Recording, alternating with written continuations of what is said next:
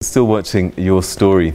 Transport Minister Dr. Nzimande says that government plans to review its funding model to ensure that transport operators from previously disadvantaged backgrounds also benefit.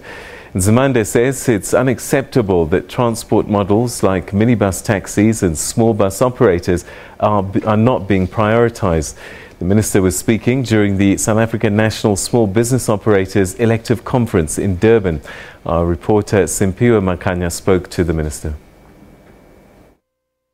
Well, it's the first day of this two-day elective conference, which is going to be taking place here by SABC, which is basically a group of small bus operators. But without wasting any time, let us welcome the Minister of Transport, Dr. Nzimande, to talk to us about some of the issues that have already been highlighted inside the conference venue.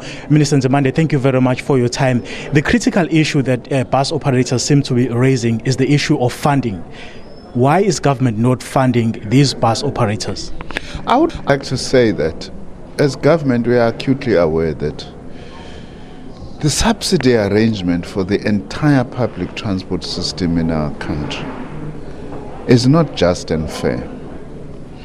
In fact, if you look very closely at the funding arrangements, they still tend to favor the better off.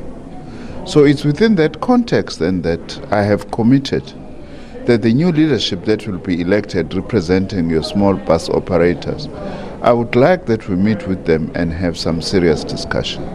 But it's not that there isn't anything that we've done. For instance, we've assisted them greatly to get organized, to pull together this conference, because we strongly believe that unless they have a united voice, no one is actually going to listen to them. And we are committed to assist them as much as possible to be able to strengthen their organization, unite themselves so that they have a voice. Another challenge, of course, that we have is that usually your small operators, it's usually the same challenge even with the minibus taxi industry. They are highly informalized, very small, operating one or two vehicles, which sometimes makes it very difficult to arrange proper subsidy arrangements. In instances, Minister, where government is indeed putting in a lot of money in the transport sector, what measures have you got in place to ensure that that money is being used adequately? Well, firstly, I have placed this matter in my meeting with the MECs of transport from the 9 provinces, together with the South African Local Government Association. And I am already undertaking an exercise to punch the numbers as to exactly how much money is going to which sector. Whether it's the train system, whether it's the bus system and so on. For instance, your small bus operators, they hardly get any subsidy. And your minibus taxis hardly get any meaningful subsidy whatsoever. Yet we have got other parts of the system that are getting quite a lot, in a manner that our system still favors those who are better off. We have to change that so that we focus on helping those who have not benefited in the past. Another critical issue, Minister, before we let you go, the safety season, festive season is upon us. Just over the weekend, we had over 20 fatalities on KwaZulu-Natal alone. Those numbers are staggering. They are indeed staggering, and we are concerned about this continuing high road fatalities.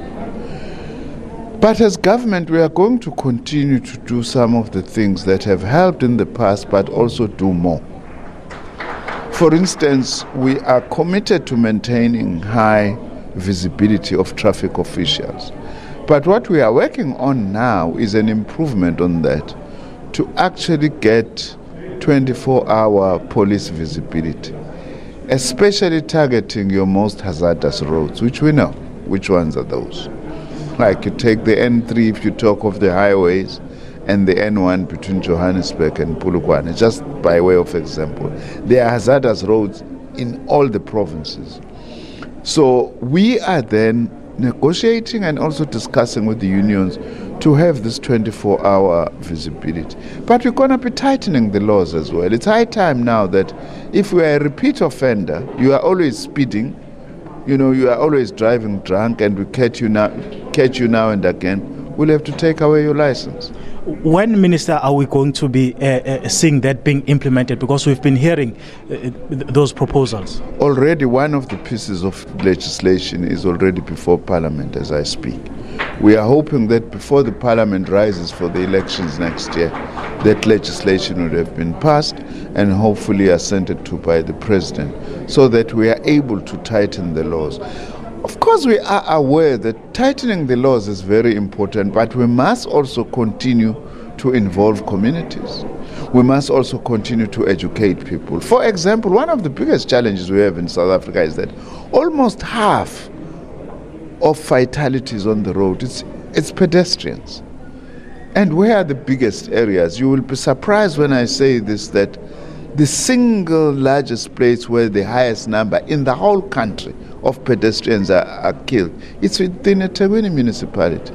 And it's largely next to where taverns are, where pedestrians are also killed. So working with communities and community structures and education becomes very important if we are to ultimately win this battle against road crashes and road fatalities.